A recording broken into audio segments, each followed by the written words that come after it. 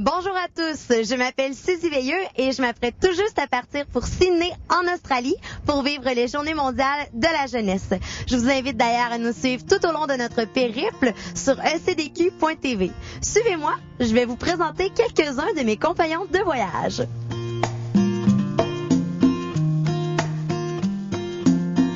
En famille, alors qu'est-ce que ça vous apporte à vous particulièrement?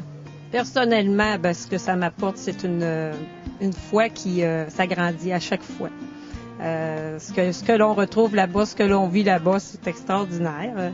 En fin de compte, on voit ce que c'est le royaume de Dieu sur terre. Mais là, on le voit sur terre. Donc, c'est tous les pays du monde et puis réunis pour une même cause, celle du Christ. Et puis, c'est extraordinaire à voir. Puis pour la famille, ça crée des liens là, indéfinissables. Ça crée des liens où on est bien ensemble et puis l'esprit de famille et d'amour grandit. Moi, je grandis encore plus dans ma foi en tant qu'adulte, jeune adulte. Je suis plus à l'adolescente, fait que j'essaie d'apprendre aussi à transmettre pour les gens qui m'entourent ma foi. Puis je pense que ça m'aide beaucoup là pour l'Australie. Là. Puis c'est les grâces aussi qu'on reçoit à chaque fois qu'on va là. C'est toujours différent. On apprend sur nous-mêmes. Notre foi grandit aussi. Puis en famille, là, c'est vraiment une expérience extraordinaire. Alors, je suis maintenant avec Erika qui s'apprête à partir pour l'Australie. Erika, bonjour. Bonjour. Alors, qu'est-ce qui te pousse à participer à tes premiers JMJ? En fait, au début, j'étais intéressée parce qu'on s'en allait en Australie. Puis que, finalement, j'ai plein d'amis comme toi qui m'ont dit que c'était vraiment le fun, puis que c'est des phénomènes de foule, puis c'est vraiment malade, puis que finalement, tu sais, que j'allais pouvoir grandir dans ma spiritualité et tout. Donc, ça m'intéresse beaucoup. Je suis ouverte à ça et j'ouvre mon cœur.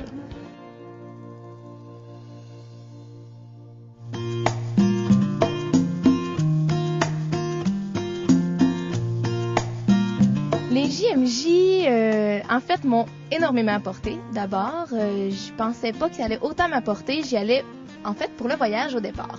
Mais j'ai vraiment trouvé d'autres choses là-bas. Je me suis rendu compte que j'ai plus peur d'annoncer, en fait, que je suis croyante. Je suis capable maintenant de dire aux autres, oui, je crois, puis sans avoir peur, sans savoir... En fait, je m'en fous ce que les autres vont penser de ce que moi je crois. Ce que ça m'a apporté aussi des belles expériences justement de foi. Au JMJ, on peut voir aussi l'unité qu'il y a entre tous les jeunes là-bas. On est arrêtés, nous, dans une communauté de frères athésés en France. Et puis vraiment, là, on voit là, l'amour de Dieu qui rayonne. Puis vraiment, dans la communauté, c'est vraiment l'unité, tu sais. C'est des jeunes de partout dans le monde, puis les jeunes se tiennent, il y a un respect, il y a une entraide, il y a une collaboration, vraiment, là, c'est vraiment riche. Ouais. Je souhaite vraiment aller rechercher ça, là, au JMJ en Australie, en fait, j'espère, et je pense que mon cheminement va vraiment continuer, là, de l'avant, là, pour ma foi, là. Eh bien, il faut dire que depuis plus de 2 ans, le groupe est en formation, donc on se réunit régulièrement pour une préparation spirituelle, d'échange, on approfondit le thème.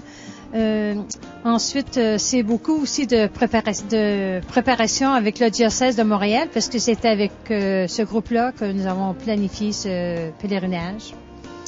Alors, c'est une belle expérience que on se prépare à vivre là, dans peu de temps. Alors, qu'est-ce que tu penses que ça apporte aux jeunes? Bon, d'abord, juste la préparation à ça, hein. Ça suppose que des jeunes se retrouvent et puis s'épaulent. Et dans notre préparation, il y a toujours un volet spirituel, hein, d'évangélisation.